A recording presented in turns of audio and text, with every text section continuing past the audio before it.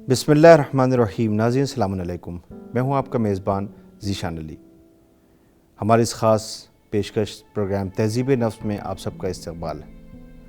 नाज़रीन, आज हम ज़िक्र करेंगे माह शाबानुल मुअज़्ज़म की फ़ज़ीलतों के हवाले से, क्योंकि दिन, महीने और साल भी इंसानी तरबियत के लिए हैं और इंसानियत और इंसानी समाज और माशरे और शख्सियत को संवारने के लिए हैं, और इसमें ये बहुत बड़ा किरदार अदा करते हैं। इसलिए इनकी अहमियत व फ़जीलत के बारे में जानना हमारे लिए नहायत ज़रूरी है। जब तक किसी चीज़ की फ़जीलत नहीं मालूम होती तब तक उसकी अहमियत भी नहीं होती, और अहमियत नहीं होगी तो उससे फ़ायदा भी हासिल नहीं किया जा सकता। रजब, माह मुबारक शाबान, माह मुबारक रमज़ान बहुत बाफ़ज़ीलत महीने हैं।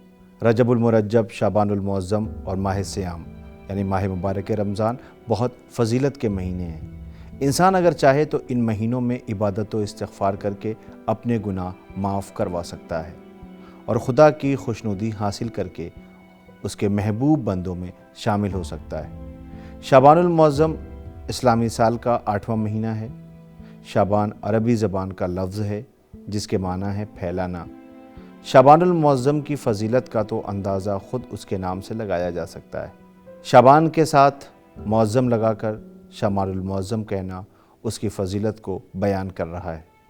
मुअज़्ज़म के माना है अज़मत वाली चीज़ के, और हदीस की रोशनी में शाबान बहुत ही अज़मतों वाला महीना है। शाबानुल मुअज़्ज़म का महीना पैगम्बर अकरम सल्लल्लाहु अलैहि वसल्लम से मंसूब है।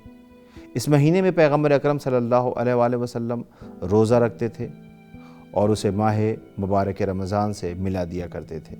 इसी तरह अइम्मा तहरीन अलैहिस्सलाम ने भी रोज़ा रखा है।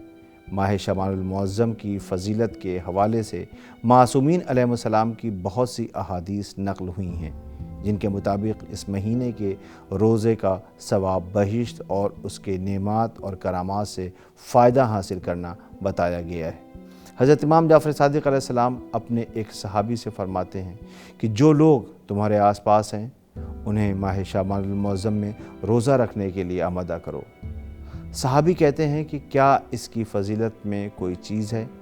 इमाम अलैहिस्सलाम ने फ़रमाया, हाँ, मदीने में जब भी शाबान का चाँद नज़र आता तो रसूल अकरम सल्लल्लाहु अलैहि वसल्लम मुनादी को हुक्म देते थे कि मदीने में ऐलान करें कि अहले मदीने में पैगम्बर खुदा की जानिब से ये पैगाम दे रहा हूँ कि आप फ़रमाते हैं कि आगाह हो जाओ, माह शाबानुल मुअज़्ज़म मेरा महीना है। बस खुदा उस शख्स पर रहमत नाजिल करे जो इस महीने में मेरी मदद करे, यानी इस महीने में रोज़ा रखे। हज़रत इमाम जाफ़र सादिक़ अलैहिस्सलाम हज़रत अली इब्न अबी तालिब अलैहिस्सलाम से नक़ल करते हैं कि आप फ़रमाते हैं कि जब से पैगम्बर अकरम सल्लल्लाहु अलैहि वसल्लम के मुनादी ने निदा दी है, मुझसे शाबान का रोज़ा तर्क नहीं हुआ, और जब तक मैं ज़िंदा हूँ तर्क नहीं होगा इंशाअल्लाह। आइम्मा मासूमीन अलैहिस्सलाम अपने चाहने वालों को इन मोहतरम महीनों की फ़जीलतों के बारे में बार बार बताया करते थे कि शाबानुल मुअज़्ज़म इतना मुबारक महीना है कि इस महीने में अपने बंदों पर खुदा का फ़ज़ल व करम बढ़ जाता है। तो दुआ व इस्तिग़फ़ार और तस्बीहात के ज़रिए अगर हम चाहें तो हमारी मारिफत हो सकती है, मगर हम इस महीने की बरकतों और रहमतों से गाफिल होकर दुनिया की रंगीनियों में डूबे हुए हैं। मग़फ़िरत का महीना हमारे दरमियान से गुज़रता जा रहा है, लेकिन हमें इस्तिग़फ़ार की तौफ़ीक़ ही नहीं है। जबकि शाबान और रमज़ान के बारे में रिवायात में मिलता है कि ये रोज़े ख़ुद तौबा हैं, जैसा कि हज़रत अली इब्न अबी तालिब अलैहिस्सलाम फ़रमाते हैं कि माह शाबान और माह रमज़ान मुबारक का रोज़ा खुदा की मग़फ़िरत की तरफ लौटने की तौबा है। मग़फ़िरत के दरवाज़े खुले हुए हैं। खुदा हम सबको तौफ़ीक़ अता फ़रमाए कि हम बारगाह रब्बुल इज़्ज़त में अपनी मग़फ़िरत करवा सकें और इस महीने के जो मख़सूस अमाल हैं उन्हें अंजाम दे सकें।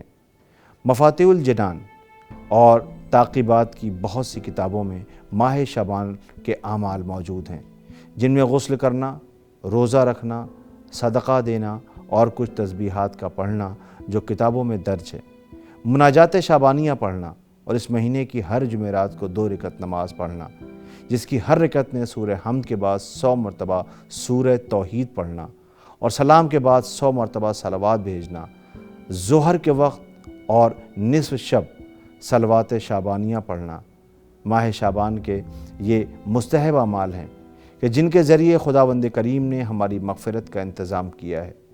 اس مہینے کی کچھ مخصوص تاریخیں ہیں جن سے اس مہینے کی فضیلت میں اور اضافہ ہو جاتا ہے، جن میں مشہور تاریخ 3 شعبان ہے، جس میں نواس رسول فرزند علی و زہرا حضرت امام حسین علیہ السلام کی ولادت بسعادت ہے۔